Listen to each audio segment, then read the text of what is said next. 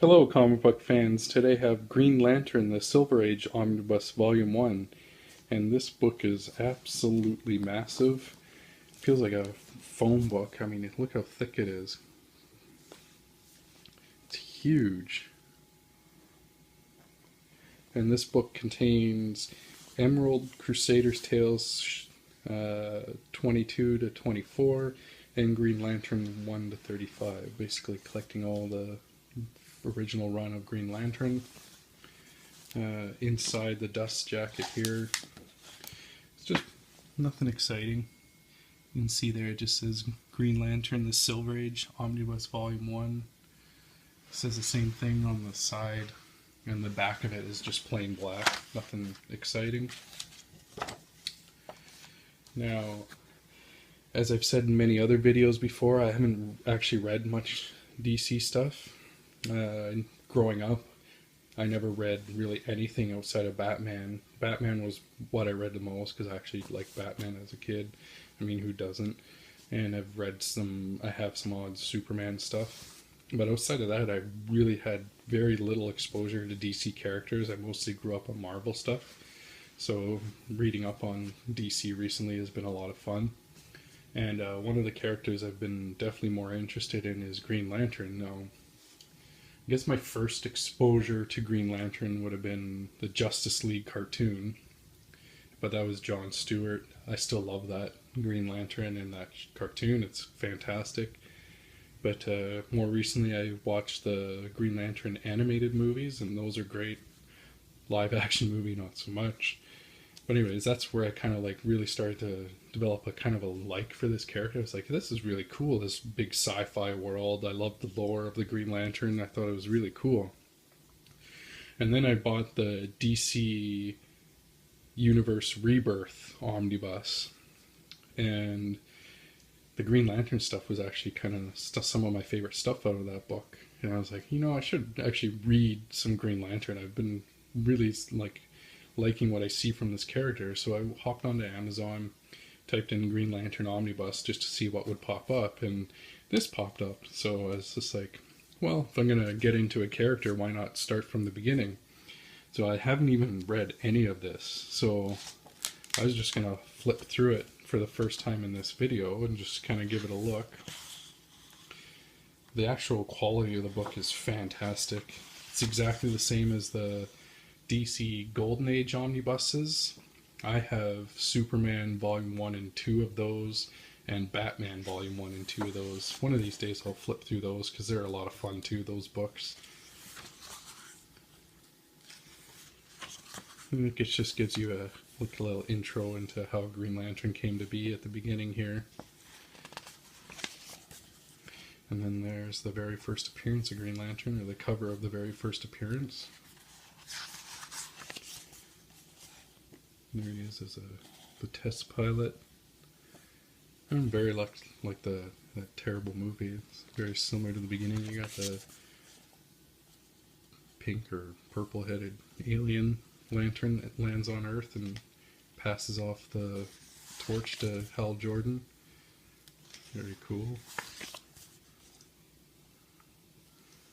I actually like this old artwork. It's actually pretty good. It's nice too that they number the pages for you in the corners.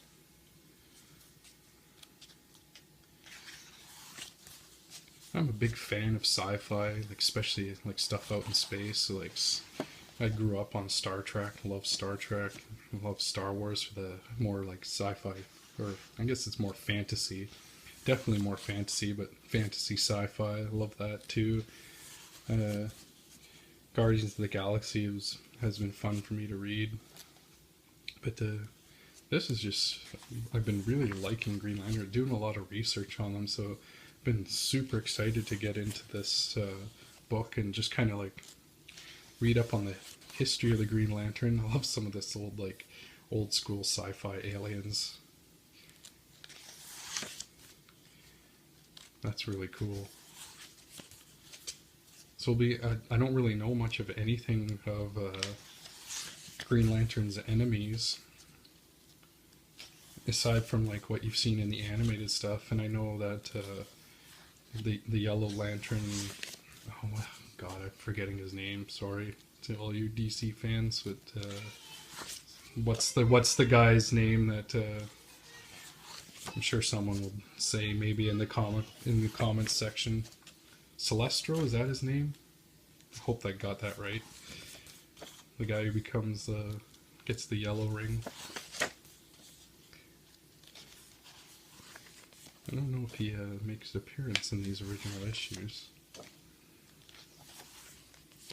This is very like kind of old school sci-fi. This is really cool. Green Lantern's powers themselves are pretty neat. Kind of does all these kind of funky things with his ring. Kind of reminds me of how like the old Spider-Man did silly things with his webbing. Of course, it makes a lot more sense with Green Lantern. That's funny. That's hilarious. That's cool. Oh man, I'm so excited to actually read this. This looks like right up my alley. Love that old kind of like War of the Worlds type feel like some of these aliens have. That's super cool. I recognize that other lantern. I don't know his name, sorry. Just more things for me excited to get over, like actually getting into reading this. Looks like Fantastic Four. That's kind of funny. I don't know who they are. Yes, I know Fantastic Four is Marvel and this is DC. The whole silly Marvel versus DC war is just dumb. Comic books are comic books, they're all great. But I've been really enjoying getting into DC. It's very different than the stuff Marvel does, and it's great. Oh, I guess that's Celeste. What's that his name? Celestro?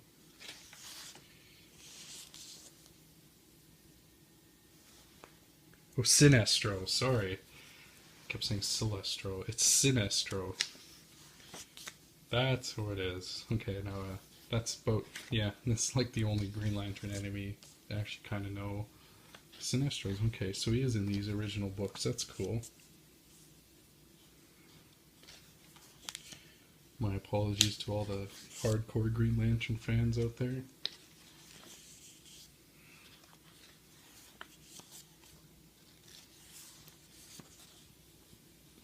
If you are a hardcore Green Lantern fan, I hope you actually pick up this book because it just looks fantastic. The stories look really interesting. The artwork is, I actually really like this artwork. It's pretty cool for older stuff.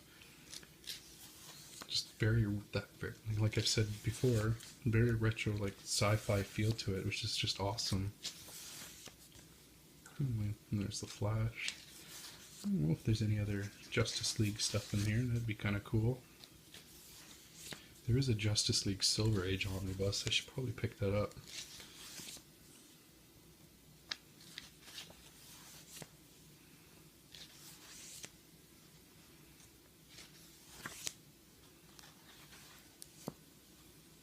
I have no idea who that is.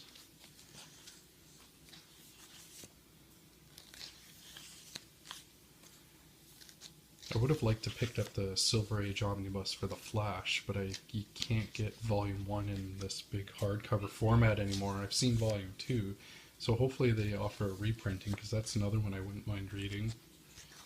Even though I don't really care for the Flash TV show. I don't really like those WB superhero shows anyways, but the animated stuff has been great.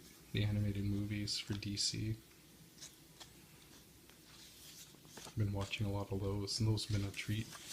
Of course, I grew up on the animated Batman series, which is just one of the all-time greatest animated series ever. And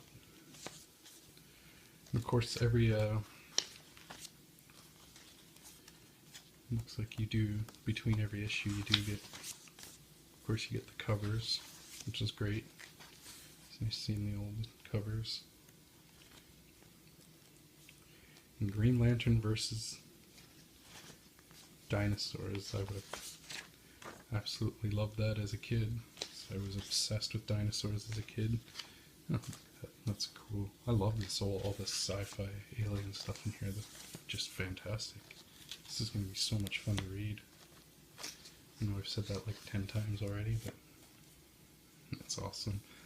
Kind of reminds me of like those old 60s dinosaur movies where they just like take lizards and glue fins on them and stuff. If you ever remember those. Anyone ever seen those?